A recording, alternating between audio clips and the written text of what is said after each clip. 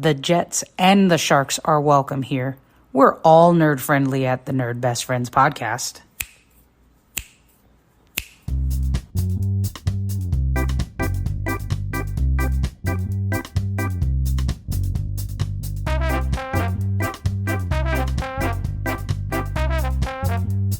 Welcome back, nerds. Thanks for coming back and listening. This is episode 14. I'm Annalise, here with my best friend, Rob. Hey, it's me, Rob, your best friend, your podcast host, you DM, you GM, your MC.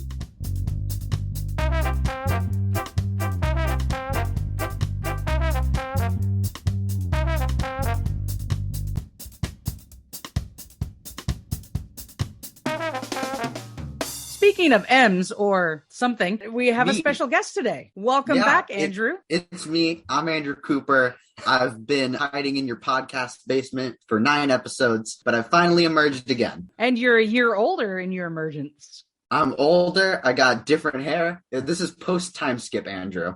I've got an eye patch now and important information on the plot. Wonderful. We're so happy to have you back. About today's episode, we're at episode 14. We're going to talk about role-playing games, or as I have now learned to call them, RPG. That's the slang. That's the term. We're going to talk more about that in a minute. But first, as always, how about the craft beer of the episode? All right. This week's craft beer of the episode is from Night Lizard Brewing in Santa Barbara, California. They did a super cool event. It was towards the beginning of the year, and they did a craft beer / Girl Scout cookie tasting / pairing. And they held this event at their tasting room. I did not go to this event. We had other stuff going on, but some good friends of ours did do the event, and they tried all the beers with all the cookie pairings, and I understand it was a very good time. And being the very nice friends that they were, they chose their favorite, which was the Girl Scout Thin Mint Cookies paired with the Night Lizard Lupine Porter. And they brought me a few cans of the porter as well as a sleeve of Thin Mint Girl Scout cookies. And I recreated the flavor at home. Sure enough, 5 out of 5. Absolutely amazing. Lupine Porter was my favorite character in Harry Potter. So I want to make sure I have this clear. Much like we know restaurants will do wine pairings. If you get the lobster, we recommend this one. If you get the steak, we recommend this one. But instead, it's pairing Girl Scout cookies with Night Lizard Brewing beer. Yeah, I imagine a flight of beer tasters of different flavors and Girl Scout cookies along with each one to eat and drink your little 4-ounce pour with what they decided would pair best. That's amazing. Yeah, so that sounds like an event that I would look forward to in the future. Absolutely. Sign me up too. As long as it's a flight and I don't have to drink in giant cans of porter, because you know me and darker beers. No, just a tasting. It's a tasting. It's a pairing. Thank you for the craft beer of the episode, Rob. Now, how about some nerd mail? You got something for us? Any nerd mail, any feedback that I've been getting from the show as episodes have been coming out is people trying to be giving me homework. It sure would be nice if I could go to your website and see a list of your recommendations for beers and comic books and games with maybe some links and stuff. And holy smokes, that would be nice. And perhaps one of these times, we'll have an intern or an assistant, someone who could manage those kinds of things. But it is a really good idea. And I think that anything that we could do that could get people visiting the site and give them some black and white things in front of them that they could use for conversation starters and things like that would be beneficial. So I'm thinking about how we could best do that without me spending hours and hours putting together so many things. Yeah, I know we've talked about it as far back as maybe the Buffy episode or even before then, talking about sharing the resources we're using and like that nerd spreadsheet you put together to rewatch Buffy the Vampire Slayer. I know we've been talking about all these things, and I am grateful for that feedback actually from listeners, because we both have full-time jobs and this is a hobby, kind of a fun thing that we are doing as we close out this season and plan for next season.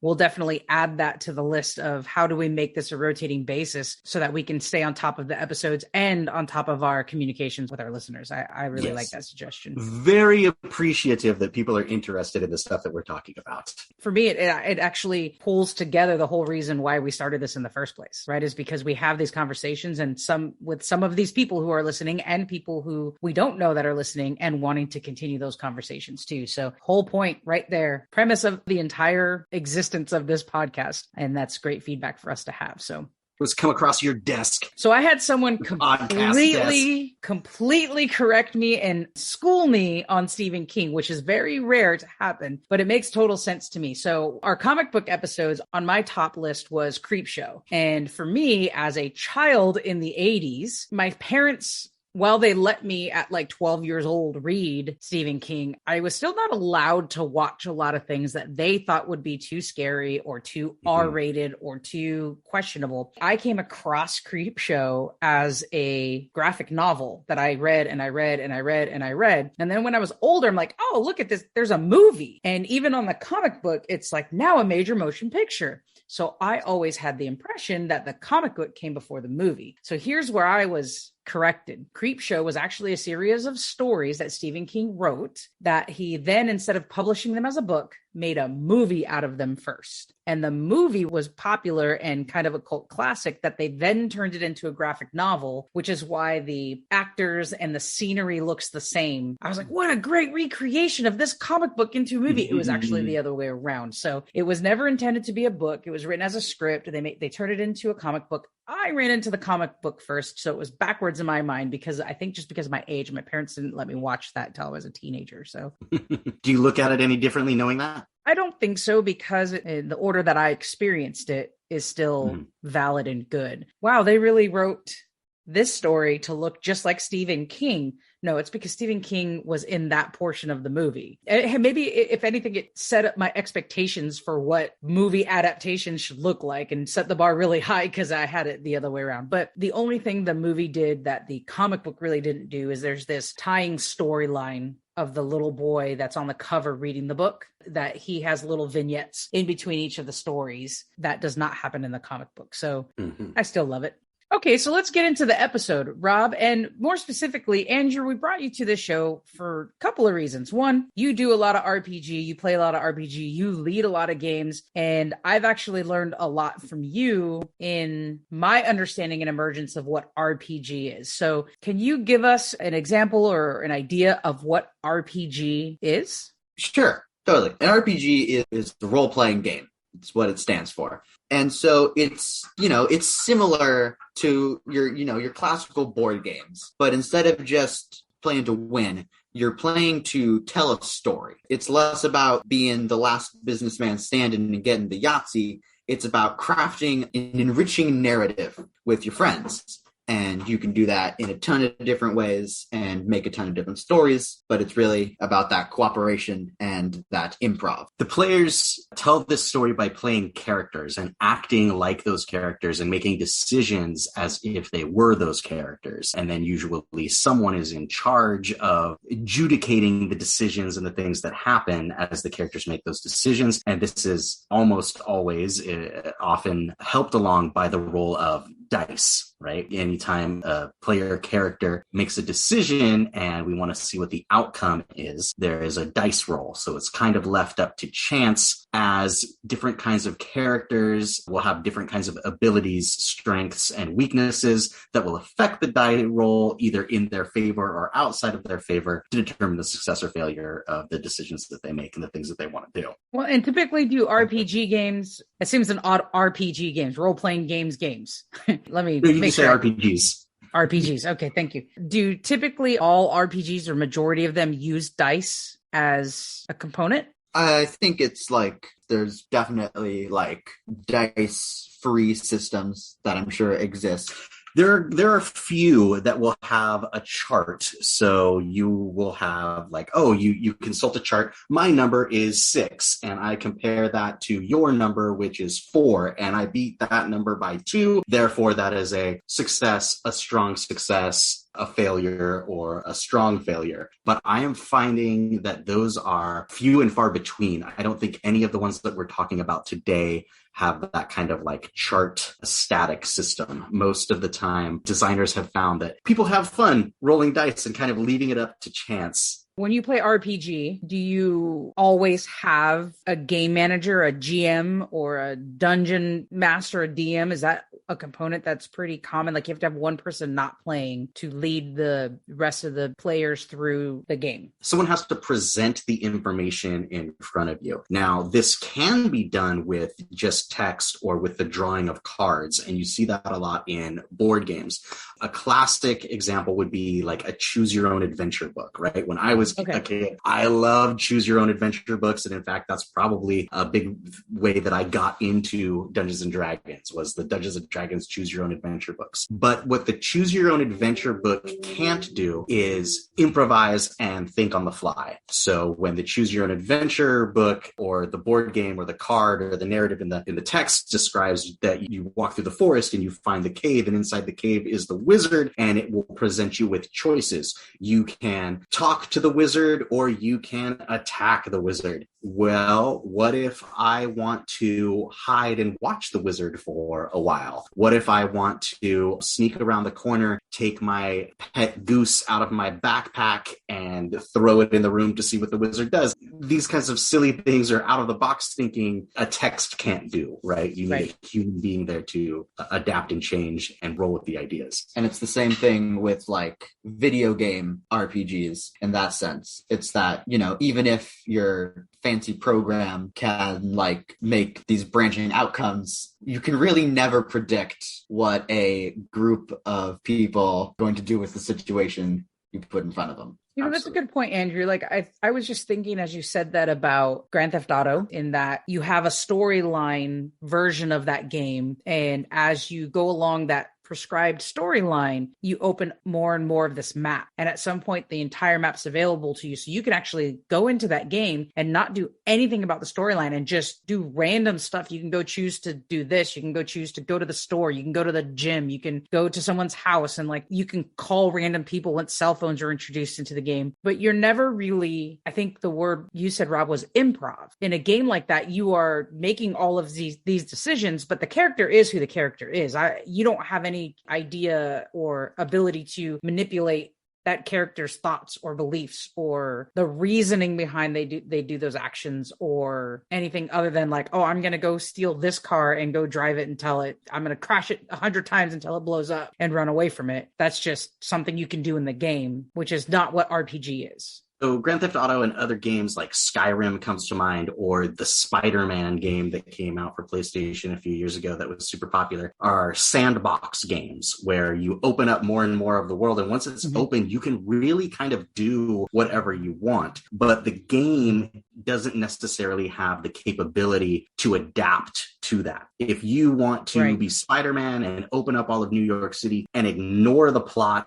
and ignore the seeds that it's giving you to go from supervillain to supervillain to supervillain to quote unquote beat the game, if instead you want to make your own game and I want to high five everybody who has a red sweater walking on the street, or I want to flip every car on Broadway, you know, you can do those things. It's completely open to you, but the game doesn't have the ability to say like, wow, you know, you're over on Broadway and you're flipping cars around. I'm going to introduce a challenge to you here so that I can either get you back on track or realize, well, what you seem to really want to do is destruction. So let me change the goals of this game to give you an opportunity to destroy some things and advance the plot forward that way. It's a little more static than that, where in an RPG, because you're dealing with an actual person, they can constantly, whatever it is that you want to do, great, we can do that. It's going to work out like this. You're going to be happy with it. And also I will do some quick thinking or some figuring out to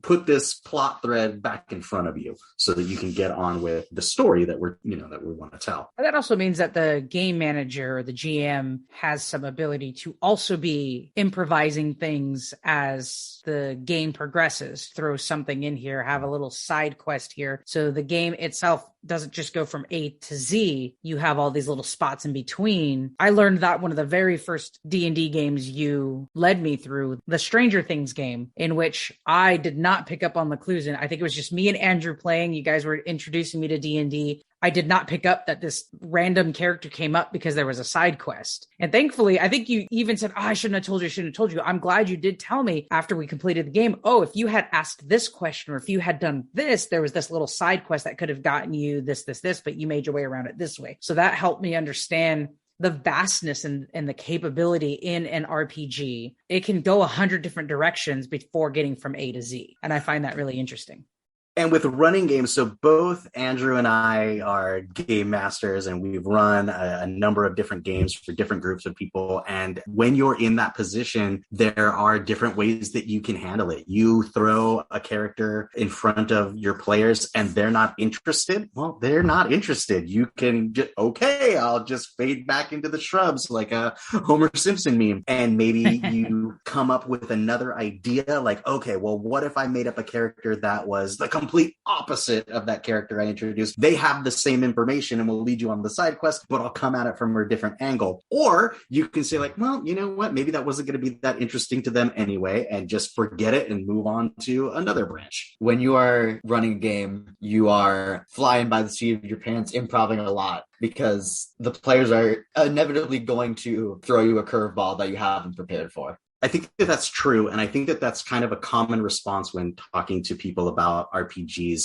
But at the same time, for our audience, I wouldn't want to scare anyone away from the idea of running a game. There are certainly times where, whether it's spoken or unspoken, there's a social contract when you sit down for a RPG game night that everybody is here to like experience this story and play Dungeons and Dragons. So there's definitely been times where I'm like, all right, I'm going to put together this 5-room dungeon. Everybody's going to come over. We're going to have some pretzels. We're going to have some beer. We're going to roll some dice. We're going to talk in silly voices, and it's going to be great. And there's always got to be some kind of plot hook, you know, some reason why the characters are going to delve this dungeon or board this spacecraft or, you know, move into the city. So you present that story hook. And certainly a player character could be like, well, I'm not very interested in that. What else is going on? And I have definitely said the words, all right, you know, laid out the character hooks and kind of looked around the table and be like, and if you all would like to play Dungeons and Dragons tonight, that's exactly what you're going to do. Because at some point, like, you have to get back on the critical path. Right. Speaking of which, is it fair to say that the most popular RPG is Dungeons and Dragons, otherwise known as D&D?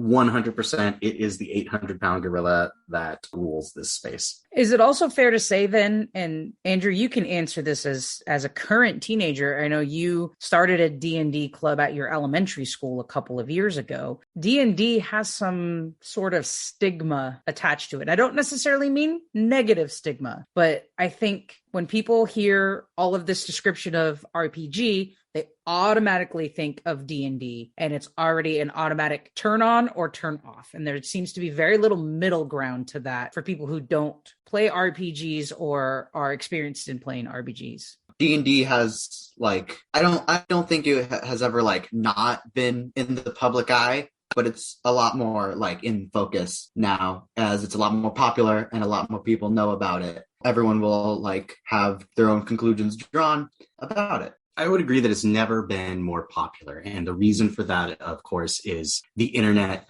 and streaming and people posting on Twitter and YouTube for sure. No one, including myself, would ever have imagined that there would have been such a large audience of people who would sit down and watch people playing a game like this. But sure enough, you know, things like Critical Role are insanely popular and incredible moneymakers. An example that is to the far right on the bell curve, right? Those are all professional actors who have been doing this for, you know, a decade or more. But even your amateurs, if they've got something going for them, whether that be great sets, someone who is really good at doing camera changes or lighting or monitoring the chat and working in things that people are saying into their games, there is an audience for people watching other people play role-playing games. It is certainly taken off. to speak to the stigma of RPGs, I think it has changed a little bit. Dungeons and Dragons, I think, came out in 1979, where it transitioned from a game called Chainmail into Dungeons and Dragons. In the early, pretty much all through the 80s, there was a lot of backlash against all of these things that were new and different than what the parents of that generation had done before, whether it be video games with the Nintendo Entertainment System or Atari, or these role-playing games like Dungeons and Dragons, which called upon imagery and art from scary things, demons and devils and dragons and monsters. And there was the idea of the satanic panic, and everything is stripping away our good Christian values, whether it be heavy metal music or hairband music or Dungeons and Dragons or video games. We had the technology and we had the productivity, and people had money in their pockets to invest in all of these different ways of having fun and spending their time. There's a lot to be said in all of that, right? And then there's still this imaginary barrier for people. When you mention D&D, like I said, I don't ever meet anybody in between. It's either, haha, that's ridiculous, or, oh yeah, let's play. And people have to cross some sort of threshold in order to understand. Like, I have a cousin named Armando. I would have never guessed in a million years that he would ever get into D&D. It took him and his wife moving to Oregon, where there's a bunch of people who play because it snows a lot in Oregon, and they stay indoors and, stay warm and drink some beer and have some food and play D&D. And now he's all over it. So a threshold had to be crossed. He had to almost get permission as an adult to dive into an RPG through D&D. For me as an adult, I tell my admin team all the time, I can't do supervision on Wednesday nights because I have D&D. And Dungeons Dragons. At first people kind of scoff at it. D&D, that's nerds, children. Like, there's still some sort of switch there. I have recently done the same thing and found the same results, except with the consistency. If you are lucky enough to have consistent game nights, then, I'll do the same thing. Like, well, actually, I won't be able to make that because that's Dungeons and Dragons night. People kind of scoff at that and they might make fun of it. But then the next Monday, it's also Dungeons and Dragons night. And the next Wednesday, it's also Dungeons and Dragons night. And the next Wednesday, and then they're like, wait, so you go have dinner and hang out with your friends literally every week? It's like, yeah. I have a social structure around me where we get together every week. We catch up on what we're doing. We share a meal. We tell stories and talk in funny voices and have a good time. It's actually, turns out, a super healthy thing to do. Yes, and that's kind of why I proposed this as an episode, because we could, and we probably will, do an entire episode about D&D. We can, but I am hoping that there are people like me. I played a few D&D games, and then we started playing a game that we're going to mention first when we talk about non-D&D RPGs. That game that Andrew actually led helped me be a better D&D player. So, speaking from someone who was on one side of that switch, a non-RPG game made me more comfortable crossing that threshold into being a better D&D player. And I'm still not great. There's still that improv, even though I did theater in school and I did improv. I was in one of those like improv clubs in high school or whatever, and we used to do that all the time. I get ruts where I'm stuck. Like, I still struggle with buying into a character and all of that. But the the non-D&D games that are RPGs have been very helpful. That's what this episode is. All right, the first one on our list is Masks, A New Generation by Brendan Conway. It is a powered by the apocalypse system. And as you said, Andrew is the master of this game. He has led us through, it's got to be coming up on a year now, if not more, of adventures through Halcyon City. Andrew, I will let you describe this amazing game. Yeah, let me just put on my glasses here, get up on my soapbox. So Masks, A New Generation is a game where your players each take up the role of a member in a team of young teenage superheroes, like your Young Justices, your Teen Titans, your Young Avengers, all of those kind of tropes rolled into this game. It's great. It has this pre-fleshed out setting of Halcyon City that you can just put your players in, and it's super fun. It's a very narrative focused game as opposed to a more like rules crunchy mechanics. It's very much like a lot of comic books are set. When you pick up a comic book, it always seems to take place like 20 minutes into the future kind of thing. Like everything is very familiar to whenever you're playing, but also there's probably cool technology that doesn't really exist. Exactly. So we have a list of things that we're going to run down here. The first is the dice system. So for masks, it's super easy. It's just 2 6-sided dice. You can find it in every board game that you have on your shelf.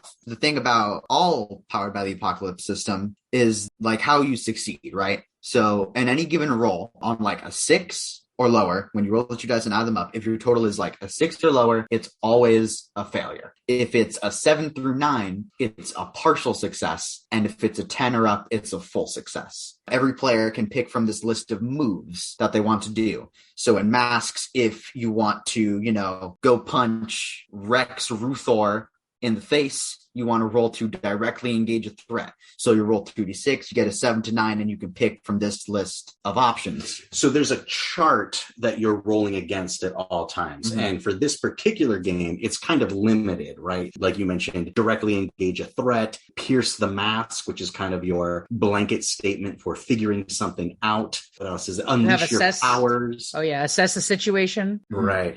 There's only a handful of things on this chart that you have to worry about, and then it's just a matter of the player characters and the GM figuring out, you say what you want to do, and then you kind of agree which one of these things it falls under and go. And on the subject of dice, another important thing is that the game master or the GM will never roll a dice while playing masks. They are fully dice free.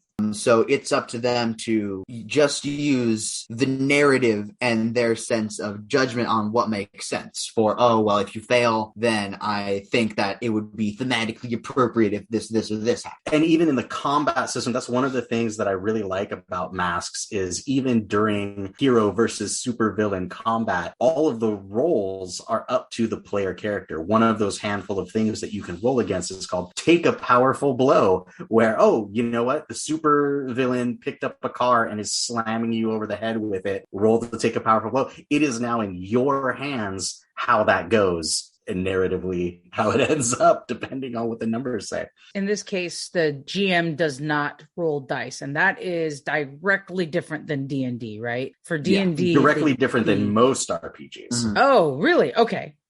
In most RPGs, generally, everyone is rolling dice. But in this one, it's just the players, which makes it a lot more fun. Because then, if your GM, rolls behind his screen and then he says, oh, sorry, bro, you're dead, then it's a lot cheaper than, by your own hand. You've messed yourself up. What I like about this game is you do have a character sheet. You do have moves, is what they're called, that you add to your sheet. And you can add some as you gain more. Well, you fail to add more is kind of funny. But that's another very interesting system about it. So, first talk about the character sheet and how that goes. The character sheets they're called playbooks. So I think in the base book, there's 9 or 10, and there's more in additional ones. These playbooks are the types of characters you can play, like your fighter. But what's interesting is that they're not based on what you can do. They're based on who you are. For example, if you said, I want to play a character that's like Superboy. He's my favorite Teen Titan. I want to be like him. There isn't a playbook that's for super strong people who fly and shoot lasers out of their face. But there is one for characters who are part of a larger legacy of superheroes and how that affects them and the responsibilities that are placed on them, which is very interesting because it's more to the core of those actual characters. Yeah, and in that, there's more flexibility for someone to then create a character, use just that basic bare bones of who they are, and be absolutely creative about how that applies to them, whatever backstory it is. It feels much more free than when you have a character sheet for D&D. To kind of fill that idea out, I'll give you some examples. Michael plays in our game, and he plays that archetype that Andrew was talking about, the legacy character. And what that does is it helps the player form his decision-making and the things that he wants to do because he knows his character is all about having a famous and very powerful superhero, father, mother, family, whatever that might be. In our first round, I played a character called the Doomed, which I decided was very much like an eldritch horror type of thing. And I knew from the very beginning that that character was doomed. And the heroic end for that character's arc was going to be death and destruction and cosmic horror. So that informed the decisions that I made. I now play a character called the Star, who is all about gains his powers and can manipulate his roles based on the social media following him and the audience that he gains by doing,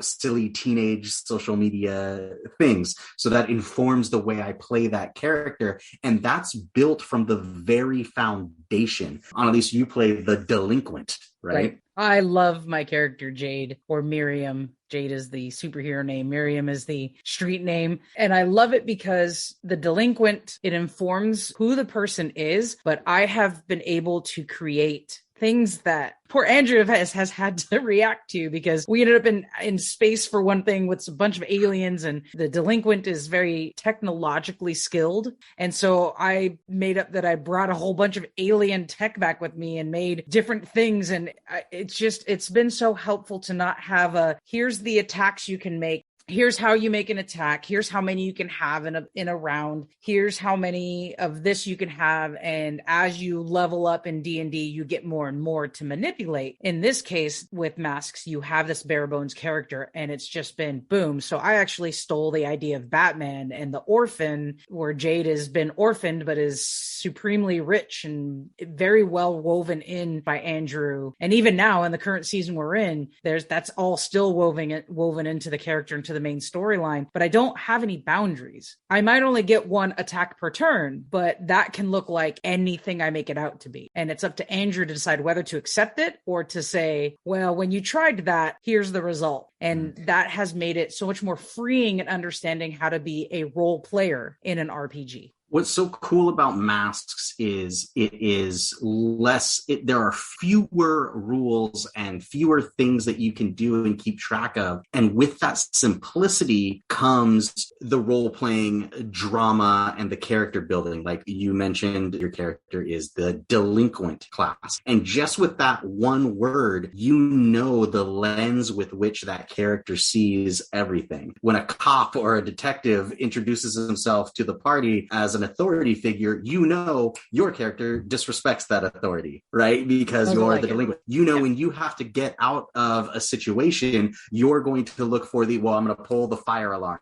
something that is delinquent behavior. With just one word, you have a frame of mind to approach any situation through that lens. And I think part of the genius of Masks is that simplicity. The other thing in this game that is interesting, when we think about, again, because we're kind of comparing all of these to Dungeons & Dragons, the Dungeons & Dragons role-playing game has 3 pillars that hold it up: exploration, social encounters, and combat encounters. Masks does social encounters a little bit differently. The word influence is their mechanic, and this is something that is played with during sessions and specifically at the end of each session. So when you're all building your characters together, there's this bit about influence. Basically, some people have influence over you. You have influence over some other people. So when you start out, usually the other members in your team, you usually have influence over each other and maybe a few NPCs. Influence is used in a very interesting way because you can use your influence over someone to make them do something that they maybe necessarily don't want to do. They in turn can reject your influence, and it's a bit dramatic. What I feel it does is it gives you an in with certain NPCs so that you keep interacting with the world. I know I have influence over the character who runs the donut shop. So when I need information, I'm going to go to the donut shop person and get the word on the street because I know that they're going to give me what I want. On the other hand, if I'm interacting with a NPC, a non-player character, and they have influence over me, I'm more inclined to do what they want to do. It helps me make that decision as a player. To tell a story of our Masks game, there was this bit where, these soldier guys have these guns that are powered by these crystals that like are the only thing that can break through the invulnerability of our like Superboy character. Basically, kryptonite guns. Kryptonite. Yeah. Your character Jade was talking to Michael's character, the Phoenix, and you said you're basically saying you gotta get out of here, man. Like these things are going to kill you, and you tried like to use your influence over him to go away, and then he rejected it, and he succeeded, and like you lost influence over each other, and like that wedge was driven in, and I had a lot of time watching that. It was very fun for me. Yeah, and actually Jade has ticked off all of her teammates at some point, has lost and gained influence all over him at some point. Also, Rob, you mentioned something important I want to come back to. You mentioned NPCs, so people who aren't familiar with these types of games, non-player characters. And my understanding is those are just sometimes just exterior characters that are brought up, that are infused in the game either by the players or the game manager, by the GM, and they aren't the main role. So they might not be part of an attack group. They may not be part of the event that's happening in that moment, but they are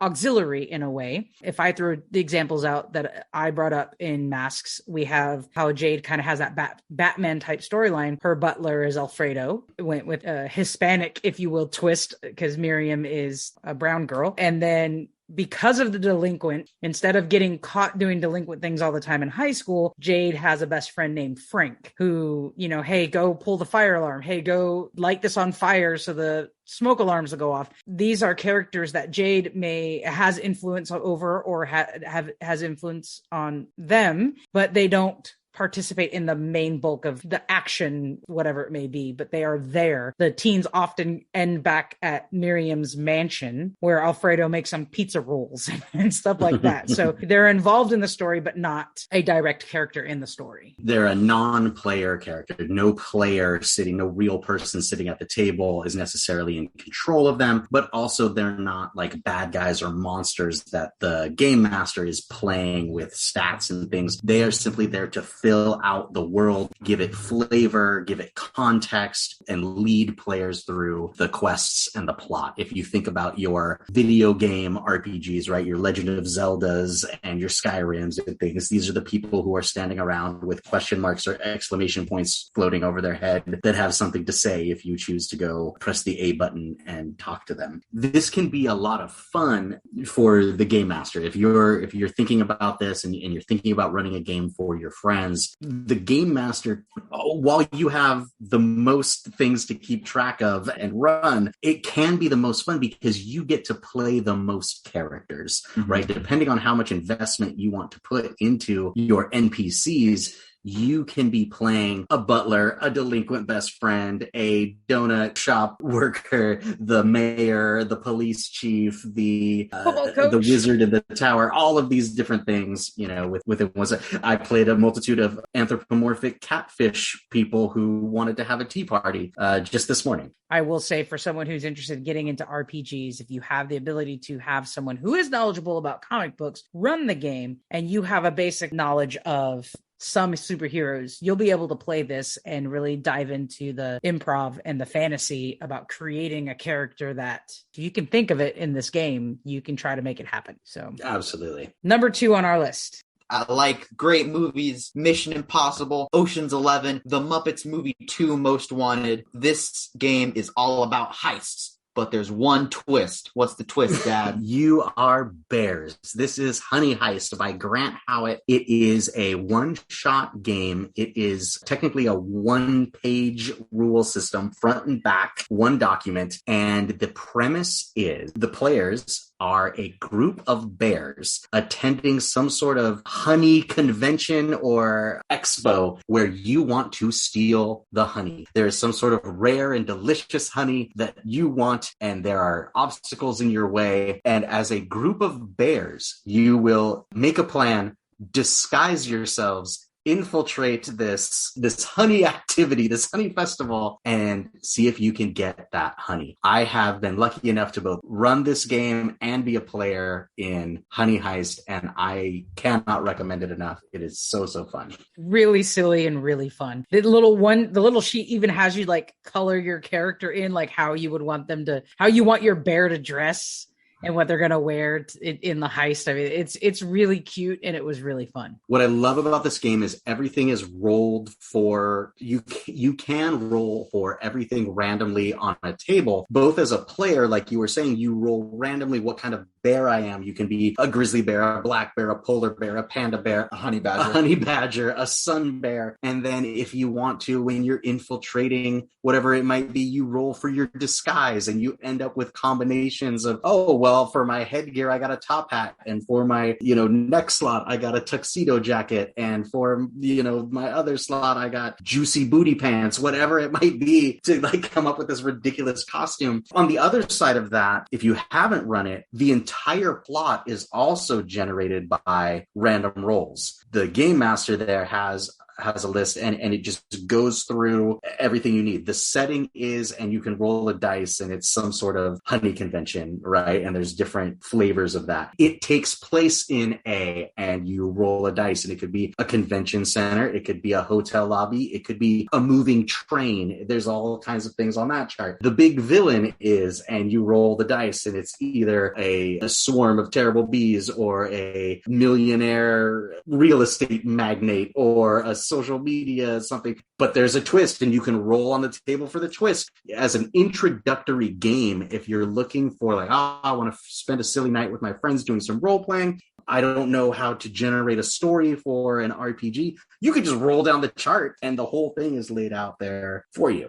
One of the things I love about RPGs, and, of course, I did get started with Dungeons and Dragons, is all of the cool random charts. You don't necessarily have to roll on every chart, but just reading through or even rolling a few times and picking your favorite sparks ideas, right? Like I might have rolled something and been like, well, I don't really like the idea of that, but the one right above it sounds really good. I'll just go ahead and grab that one. The charts are there to help you make decisions, but also just to give you those ideas. With Honey Heist, again, as far as a dice system goes, you only need a D6. You don't need like the array of crazy polyhedrals or anything like that. You roll your D6 and you compare it to a stat. And your stat is either criminal or bear. And what's interesting about this is that stat is fluid and fluctuates as you succeed and fail. As your bear, when you make a decision and want to do something, the game master determines whether that is a criminal move or a bear move. For instance, if you want to like take your claws and maul somebody, that's a bear move. But if you want to say pick a lock, that's a criminal move. Yeah. And you roll the die, you compare it to where you are on that scale, and your success or failure either moves you along, like picture a number line that starts as 0. If you succeed, you move it one way, where if you fail, you move it towards the other side. Full bear getting taken away by animal control on one side, and full on criminal being hauled away by the police on the other side. Anytime that scale moves to the extreme of one side or the other, the game ends, or at least you're out of the game, depending on how the game master decides that. So there's this whole balance that you have to do as far as doing things more like a bear and doing things more like a criminal, so you don't go too far either way. So I think, I'm not certain, but I believe if you max out your bear, then what happens is like you just become a full feral animal. All anthropomorphism is gone from your body as you just go crazy. And if you max out criminal, I believe you like get greedy and try to steal the honey all for yourself. Yeah, you away betray the party bears. And yeah, all kinds of things. And either way, the game ends. And I've noticed that the rules are vague enough because I've played this one way where each character is monitoring their number on that scale between bear and criminal. But I've also seen it where there is just one community scale. And based on what everybody does, either the party fails or succeeds on one overall scale. And I hadn't played it that way. That was an interesting way to go. And you mentioned that it's a one shot. So the intention of this game, much like Monopoly or Sorry or Life, it's a sit down, play it one time through, might take an hour or so to maybe a little bit more to get through the game. but it's not one that continues like week after week after week after week. No, not at all. When the game master designs this, it's designed as a one shot. They're going to roll on that table and figure out the setting, the big bad, the obstacle, the twist at the end. You're done. And then it's just a matter of trying to weave your players around with what they're doing to get there.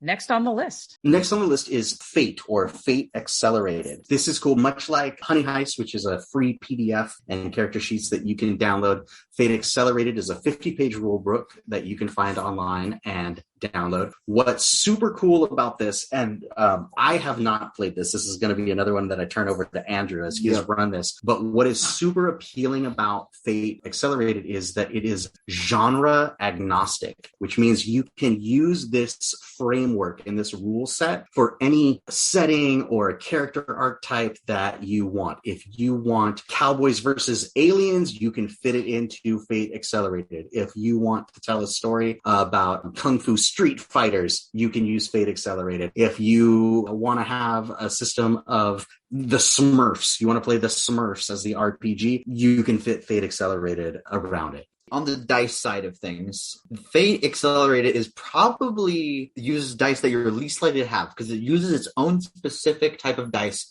called the fudge dice. So how these fudge dice work is that it's a set of 4 6-sided dice. And on that set of dice, there are 2 plus signs, 2 minus signs, and 2 blanks. So what you do is when you want to roll something, you take your 4 dice and you roll them all together. And each plus you get is like a +1, each minus is a -1, and each blank is a 0. So once you do that, you can either consult a chart that says like how impactful each roll is, or if you're rolling against something, you just try to beat the number that the other person rolled. Oh, so the GM does roll dice to set the difficulties? It can go either way. If they're rolling to try to break down a door, they could look at that chart and say, oh, okay, you probably need a 3 to break down that door. But if you're attacking someone and you're rolling for attack and you're rolling for defense, you're trying to beat their defense or you're trying to beat their attack. I also want to say you both have mentioned dice a lot, and I think our next couple that all talk about dice systems, thankfully for technology, people don't have to go and buy dice anymore. If they're not big time players that are going to play games multiple times throughout every week, there are apps. I think Siri has a whole thing. You can ask Siri to roll a D20 and she's going to give you a number. She can roll any dice. And I don't know if there's an equivalent to that on Google or Android, but I would say even, Andrew, you mentioned you needed special dice. Well, in my brain, I said, well, I'm not going to go buy special dice to play this game.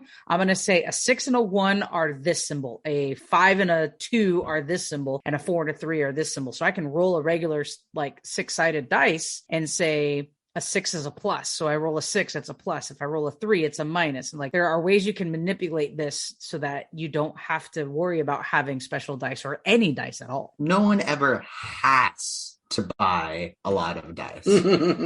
I mean dice, period. Who doesn't want to have a dice collection? I do not want to have a dice collection, and yet it's happening anyways. But I mean, until you bought me the Stranger Things D&D introductory set, I didn't have any dice, right? Like I had 0. None. Any game that I played prior to that, I just borrowed some of yours. So people can get into these games without worrying about the mechanics of having dice. So what I really wanted to bring up. Yeah, Fate is one of these that like you could make your own dice out of your own D6s, but it is a little bit strange that it is a game that has proprietary dice. Like fudge dice are only used for Fate Accelerated games. You know, people got to make their money. I guess so. They are pretty cheap on Amazon or your friendly local game store. Or you could, like you said, take your dice and just grab your Sharpie and be like plus sign, minus sign, or whatever it might be. Sidebar, you recently posted some very interesting dice that I'm going to talk to you off podcast because we're a little long-winded again because nerds are nerds, and Andrew, you're a nerd too. So I'm super excited about those dice. At Ale Gulper on Instagram,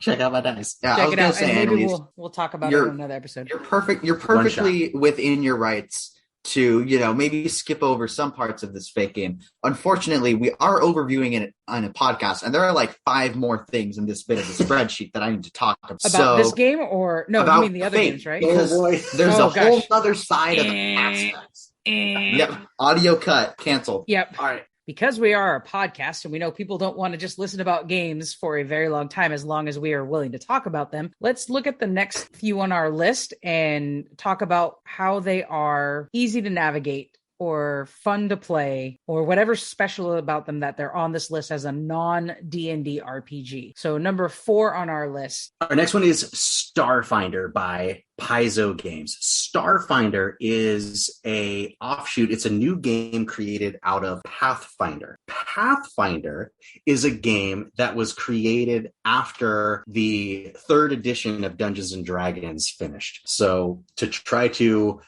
put this very simply, there was Dungeons and Dragons, then they came out with more rules and called it Advanced Dungeons and Dragons, parentheses 2nd edition. As the company grew and it gained more popularity, they came out with a 3rd edition of Dungeons and Dragons. The 3rd edition of Dungeons and Dragons made their rule set open source and free to play so that other designers could use this same system. When Dungeons and Dragons then transmogrified into their 4th edition, there was a gap for people who really liked the 3rd edition of Dungeons and Dragons. So this other company, Paizo, came in. They created Pathfinder, which was kind of off-brand Dungeons and Dragons, still using that 3rd edition rules set, and went forward. And they are still going forward. We're now on, interestingly enough, Pathfinder 2nd edition, as they have their completely exploded into their own rule books and settings and characters and lore and all of this kind of stuff. And as it gained popularity and as that company has become very solid, they went from Pathfinder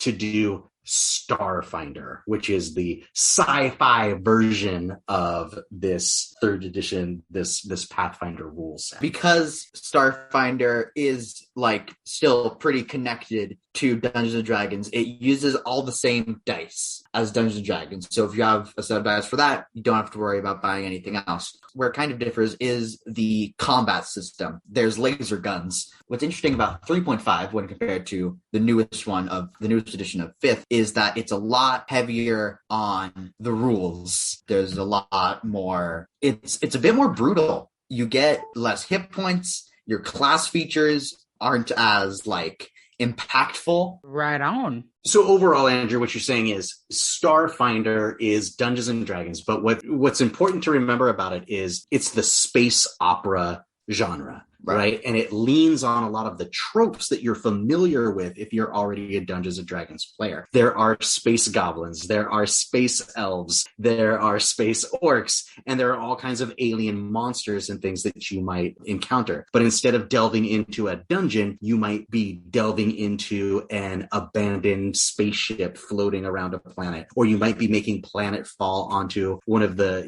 classic theme planets like we see in Star Wars or Star Trek. This is an ice planet. This is a desert planet. This is a jungle planet. You're going to make your landing. You're going after either some kind of treasure or some sort of distress beacon, and you're going to have a little adventure along the way. So it's very familiar as far as the structure and the tropes go, but it just has that space opera flavor to it. Exactly. The next one that I want to talk about is, I chose this one specifically. It's been on my mind a lot. I have not played this game. I've just kind of read through the basic rules that are available, but I knew that this would interest you, Annalise. It's called Kids on Bikes, and it was conceived of after Stranger Things, which is something that got you interested in RPGs in the first place. In Stranger Things, there are kids on bikes. They are in those kind of early tween years where they're a little too old to be, having play dates and being at the playground, but they're too young to be driving, kinds of things. So they have their bikes and they go around town. They have a little bit of independence that way. They go to the mall and they go here and there. There's this weirdness, right? Something strange is afoot at the Circle K. That is what this game is all about. When you design your character, you are choosing from kind of a tween archetype, but you also design your bike, and your bike is just as important aspect of your character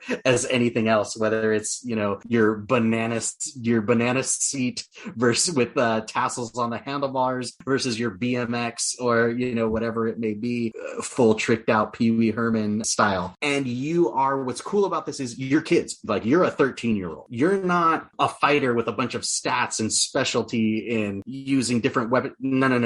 You're a 13-year-old kid. Your base mechanic is like running away and how fast you can get away from the monster, or the adult shaking a rake at you on your bike, right? It has sort of a gritty realism in this fantasy setting. You go through, your different stats are brawn, brains, flight, fight, charm, and grit. And really, you don't fight very much, because if you're investigating the hole under the mall that is oozing with acid and a giant one-eyed monster with a maw full of fangs comes jumping out at you, you better run away because it's going to eat you. What's cool about this, as far as like the dice mechanic goes, that makes it unique is instead of assigning numbers to these stats, you assign dice. So you've got your array of Dungeons and Dragons dice, right? Your D4s, your D6, your D8, D12, and the D20. And whatever you want your character to be strong in, you assign the highest dice instead of a number. So if you want to be the smart guy, you put your D20 in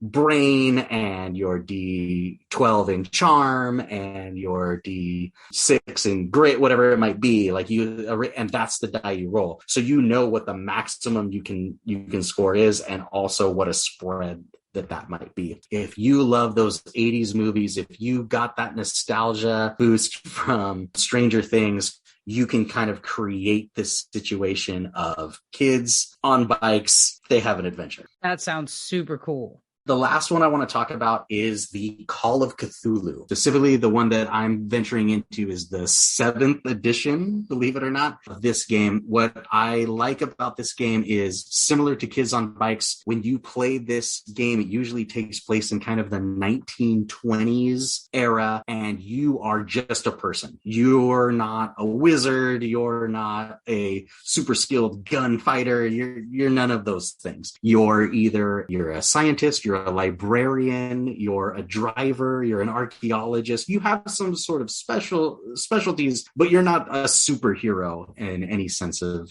the imagination. And what's interesting about it is, in any given setting, it's sort of meant to be, I want to say one shot, but depending on how long things go, it could span over 2 or 3 sessions, but you have a story that has a beginning and an end when you design the adventure. And the end is almost always terrible. When you agree to be a player in a Call of Cthulhu game, you are going to go mad, or you are going to die, or you are going to give up and run away. Almost never the third. It is a story of how the world is going to be destroyed, or how a terrible cosmic horror is going to be unleashed on the world. It focuses, again, like Kids on Bikes, it does not focus on combat or the map and tactics at all. It focuses on roleplay, and it focuses on investigation. So while you might be hired to go check out this house that everybody thinks is haunted, the game should be designed to lead you to places like, you're going to investigate at the Hall of Records, where there are things that you can learn. You're going to investigate at the newspaper, where you will look up articles and learn some things that will help you when you finally get there. The more you learn, especially about the cosmic supernatural things, the more likely it is to affect you on a deep philosophical way. There is a madness mechanic right there in the middle of your character sheet, is a chart of madness, and you start at 0, and as things happen, you sort of lose sanity as your view of the world starts to shift, and you see this other dimension, and these secret ancient things are just bleeding through. This is based on Lovecraftian ideas, right? Obviously, with Cthulhu. Very interesting. The way that a Call of Cthulhu game can differ from an actual Lovecraft story is that you can write in the 21st century and not have it be horribly racist. Right. We often talk about on this show about some of the creators and the creative people that spawn a lot of these genres. Yes, H.P. Lovecraft was a terrible, horrible, racist person, but we can use what he did do right, which was create a rich genre of cosmic horror and manipulate that and make it our own the way we want in a modern world. And the last two games you mentioned, just like Masks, sound very, very role-playing heavy. Again, yes. For someone who's not quite into D&D, maybe some D&D type systems, D&D light systems, even the Starfinder one that sounds very heavily like D&D, especially if it's based a little bit after the third edition, yet they still sound like they are rich in figuring out and learning role-playing games, which is the whole point that I'm hoping that we introduce some people who might not want to touch the D&D for whatever reason. For me, I was intimidated. I watched you play a lot of games. I'd hang out for years and years and years and watch you all and eat some food and just kind of like come in and throw a joke here and there and ask questions and stuff. But D&D can be pretty intimidating, even to people who are interested in playing. My hope of bringing these games up for our listeners is that maybe there's something that piques their interest to get into role-playing games. I think there is a role-playing game for whatever genre you're into. Absolutely. And I think that's a great call to action as we wrap up this portion of the conversation to say, like, try to think of what are you into? Are you into space westerns, cosmic horror, any kind of genre, vampires, whatever it might be? What is your thing that you like? Write it in and we will figure out the RPG that is just right for you in the listener mail section in a future episode. We ended it with a call to action. My English teacher would be so proud of us. Andrew, I thank you again for being on the podcast. I know you have a lot of fun and expertise, especially in this area. I have been humbled by how creative and fun you have made games for someone like me who really did not play them most of my life. I appreciate the games that you run, and definitely is not well, if Andrew can run a game, anyone can run a game. Andrew's really skilled at it. So yeah, no kidding. You're humbled. I've been doing this for 20 years. This kid is already a better game master than I am, picking up different genres and everything just like that. Also meaning this is something, if you're interested, listener, into going into RPGs, these are some good suggestions to have, and maybe we talk about more. I think we're going to play Kids on Bikes. Let's just say I've not ventured into the realm of GM. That might be one that I try. Yes, maybe. You heard it here. I am looking forward to this. Let's run this game, Kids on Bikes. I'm ready. All right. So again, thank you, Andrew, for being here again. I'm sure we'll have you on the show for other things as we move along the podcast, but always appreciate you taking the time to share with us and hanging out with me and your dad. Not a problem. It truly is my pleasure. By the way, all right, what? Did you guys know that the Segway was invented in 1908? What's the nerdiest thing you did this week? I don't even know what to say to you right now. That was He was sitting on that joke. I was also just waiting for you to pause. I was sitting on a joke. I was going to be like, my bike is a purple Schwinn with a white banana seat that I borrowed from my sister, and I put a baseball card in the spokes. I did not have a transition. I appreciate both of those. I'm keeping both of them in. So I'll go first. Nerdiest thing I did this week, I got to conduct the junior high honor band in our district, which was all the same honors I've talked about before. 30 years to the year when I was an 8th grader, sitting in that group to being in front of it is just so big in my heart. I can't even come up with the words. And, Rob, thank you for coming and checking it out. It was a lot of fun. It was my pleasure. I absolutely enjoyed seeing you up there. And the cherry on the top of the sundae was that the finale of the concert that you conducted was the Spider-Man cartoon theme song from the 60s. Absolutely amazing. Brought the house down. I loved it. It was so much fun. And I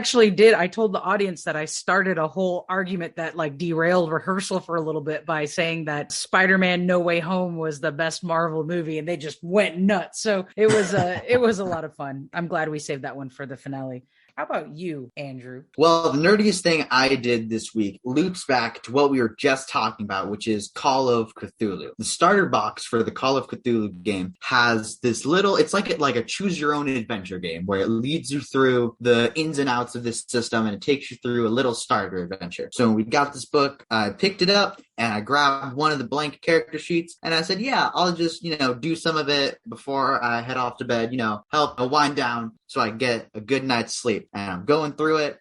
Rats, the cultists, they sure did get me. All right. I should go return this to Dad. So, I opened the door to the game room and all the lights are out and he's not here anymore. He's gone. And I realized now that I don't know how long I stayed up playing Call of Cthulhu. The answer still eludes me to this day, but I'm guessing the time did not have a PM after it. No. That is probably a good assumption to make. You went into the future.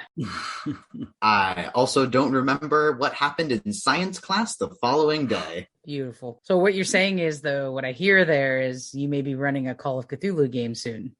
Oh, maybe. I want to play Fate for real, but when are we going to? Like, all of the games we've listed sound like they would be fun to play in, but we'll never find the time. Hey, we play every Saturday morning. We just gotta weave it in. We play every Saturday morning until we're dead. Yeah, no, listen. Forever. Once we're all brains in jars and everything is digital anyway, we'll finally get to all these different games. But what about you, Dad? What's the nerdiest thing you did this week? The nerdiest thing that I did this week was I am a big Dungeons and Dragons nerd, and everybody knows it. So people who want to play Dungeons and Dragons, they see me and I run games, and they're like, "Oh man, I want to run a game," because who doesn't want to run a game? It's a lot of fun. But they know that I have all the stuff. Right? I've got all the markers and I've got all the templates and I've got all the maps and I've got all the minis and I've got all the dice and I've got all of this. So that makes me apparently a valuable player for the games, because then you can send me an email that says, "Oh, Rob, for the game, can you bring A, B, C, D, E, F, G, H, I, J, K, L, M, N, O, P," like their big wish list. And that's fine, like I have all this stuff for a reason and I'm perfectly happy to help my friends. The problem comes when people send you that email less than 24 hours. Sometimes one of our friends who GMs, we play at their house, which is out of town. It's about a 90-minute drive for me. I won't get the list of the miniatures they need until I've already left to go to their house. So in this example, I was told, I was asked, "Oh, can you bring XYZ different miniatures for the game?" And again, it may have been more than 24 hours at the best, but I had stuff going on the next day or whatever. It's like, all right, well, I'm going to dig through my stuff and go through my drawers. And sure enough, I've got these miniatures that they needed, but they were unpainted, still on the sprues somewhere. Well, I'll do my best. And so sure enough, we were sitting there at the game table. The adventure starts and I whip out my box that's got the 6 paint pots that I decided I needed and a couple brushes and a paper towel. And I went and got a glass of water from the kitchen and I started painting up these imps and things right there at the game table, racing against the clock, racing against the role play, so that when we opened the door to that room and all of the little demon monsters popped out, I could quickly put them on the table. finally painted. Paint's still wet. We made it honestly just in time. It really was just in time. You're welcome for helping you out by slowing down the narrative by dressing up in a maid costume. That was really I knew I had to give you some time to get that paint on the mini. So it's like a whole different story. Not only playing Dungeons and Dragons, but painting minis at the same time. Let's start with you, Rob, for the nerdiest thing you're going to do next week. Turns out we are taking on my Tuesday night game, which is an online game. One of our players is Army reservist, and she has to go on active duty this summer. Will be gone for 4 months in the meantime. So in that game, we're playing through The Curse of Strahd, and we decided I'm not running that game. A friend is, and he decided that he didn't want that character as they serve our country in supporting our troops, didn't want them to miss 4 months and perhaps the end of the campaign. Instead, we're going to put that campaign on a pause, and we were thinking, well, we still want to play, so what are we going to fill that time with? In our chart above here, in our list of RPGs, that is why I picked up the Call of Cthulhu game, and I'm learning that new system. I'm going to run Call of Cthulhu for that group. Fun. So switching from D&D for a little while, and thank you to the member of that group that you play in for serving our country. That's Gianna. Thank you for your service. And yes, this group is mostly made up of people who this is their first Dungeons and Dragons game. And we've been playing for over a year now, so they're well versed, but they've certainly never played any other kind of RPG. So this will be an introduction to a completely different system. Hopefully it goes well, because being a librarian in Call of Cthulhu is very different from being a Hexblade Warlock in Dungeons and Dragons. Well, it does mean more work for you to have the game prepared, but that'll be fun. Non-D&D game will be good for them, because hopefully it rings true for someone like me who is newer at D&D, that they can get into the role playing a little bit more, and then once you get back to the D&D, they'll be a little bit richer for it. Andrew, what's the nerdiest thing you're doing next week? The nerdiest thing I'm doing next week is, because it is the start of spring break as we are recording this podcast, me and some friends, we're going to be going to Disneyland for a few days and hanging out there. And while we're there, I got my mindset. I want to go do the thing where you build your own lightsaber. Oh my gosh. Lightsabers are super cool. I've been hoarding grandma money. And if I'm going to spend it on something, I'm going to build a gosh dang lightsaber. You already have an idea of how you're going to build it? Or are you going to like pick on the fly? I have no idea. I want nice. I understand it's really cool, and they lead you through a whole like story. Yeah. It's very much, I'm wondering if it's similar to like the wand ceremony at the Harry Potter land. Oh, maybe. I think it's even more I think it's more intricate than that, or more personal than even that, because those wands are already pre-done. Right. In this case, it sounds like it's going to be a little bit of like building an RPG player and coming up with your story about why your lightsaber looks the way it is. I'm excited. We're going to maybe we'll post pictures on our Instagram on the very cool. Yeah. We'll lightsaber you came up with. I'm excited for you, Andrew. If it's as cool as I think it might be, it might even turn into a one shot. Yeah. If it's half as cool as the one episode of the Clone Wars TV show where the younglings build their own lightsabers, then I am very excited. I've actually seen that, and I agree that is a very good episode. Well, I have a doozy for you all. Oh, yeah? I have a doozy for you all. It has happened. We've talked about it plenty enough. It's been like 2.5 years. I have received Return to Dark Tower. And as Andrew mentioned, it's spring break. I am just going to play this game as much as I possibly can. Now, I've already played a couple of solo games. So number one, it's the first solo game I've ever played. And I'm really glad this is an option. What I haven't done yet is solo played more than one character. And so what I'm hearing as when you have more, like, because I've won the 2 times I've played, I'm like, this seems kind of easy. Well, there is a harder level. There is an expansion that I haven't even got into yet with more characters. But when you have more than one character and they have conflicting things that they have to do, it apparently complicates the game even more. But can I just say the wait was worth it? It is similar, but nothing like the original game. The tower being the similarity, the fantasy theme and tropes behind it. It is so much fun. The randomization of these skulls falling out of the tower and corruptions you have to take. I say it's a doozy because I'm in the middle of a game right now that I stopped to record the podcast. So as soon as we're done, I'm going to let this recording optimize, and I am going to go back and finish that game because I might actually lose this one. I have some decisions to make about the minis. I know, Rob, you always say, like, if you start playing without painting, we'll never do it again. But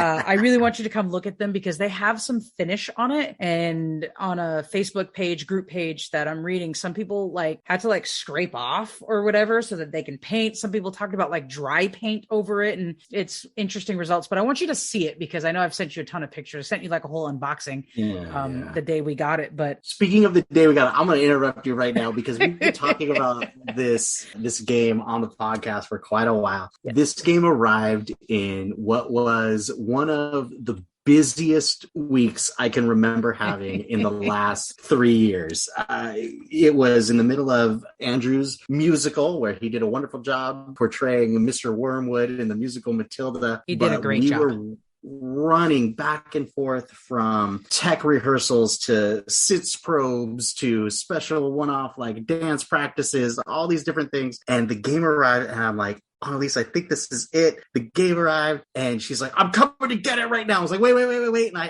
had to go back and I opened up the box and I was like, sure enough, it's the Dark Tower. I can't deal with it right now. I'll put it on the porch. And I left to go take Andrew to a rehearsal. I got back, I don't know, 17 minutes later it was already gone off the thing. And in 10 minutes later, I'm starting to get pictures from Annalise as she's pulling out boxes and opening up things and showing me cards and dice and skulls and miniatures and all this stuff.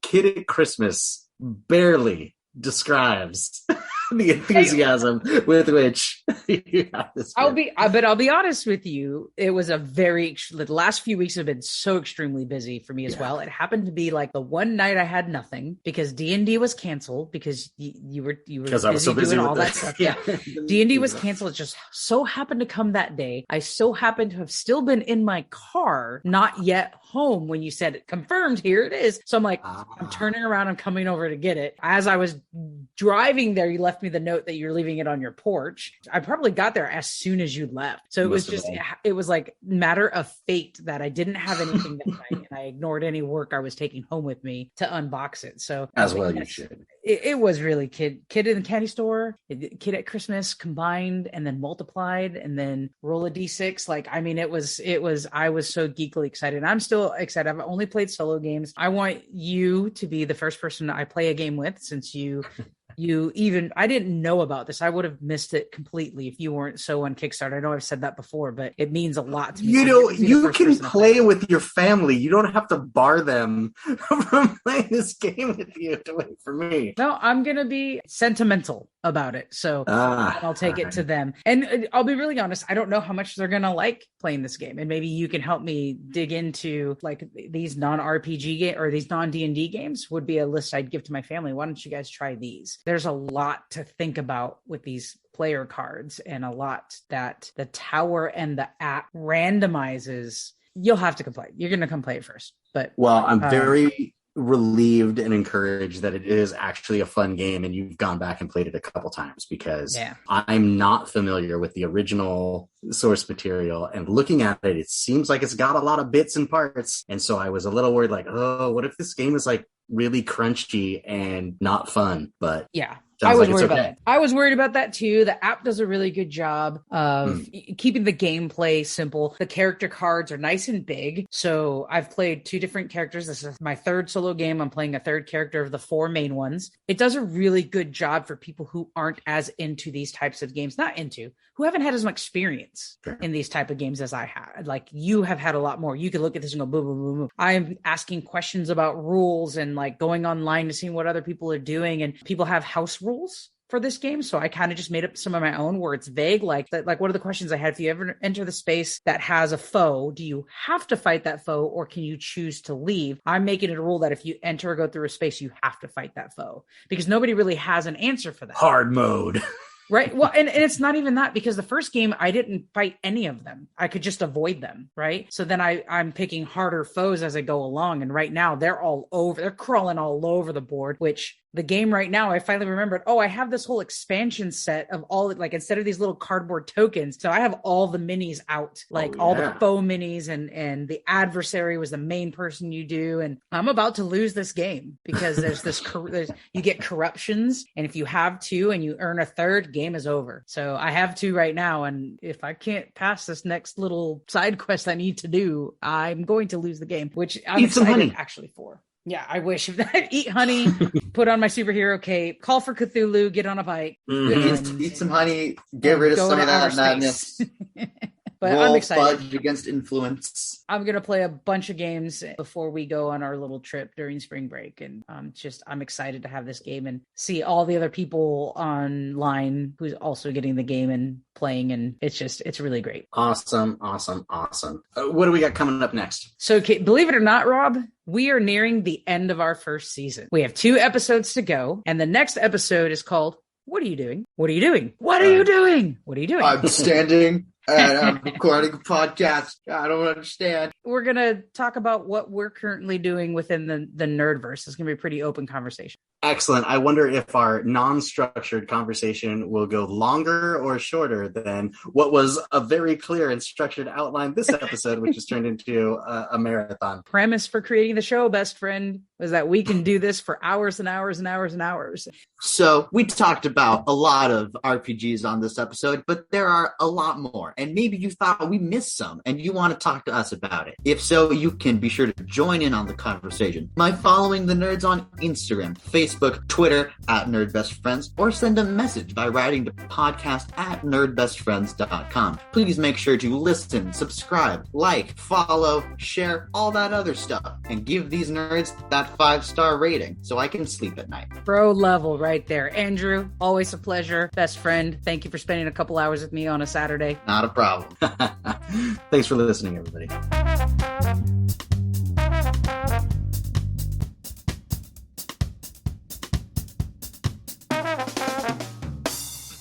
Now edit that in.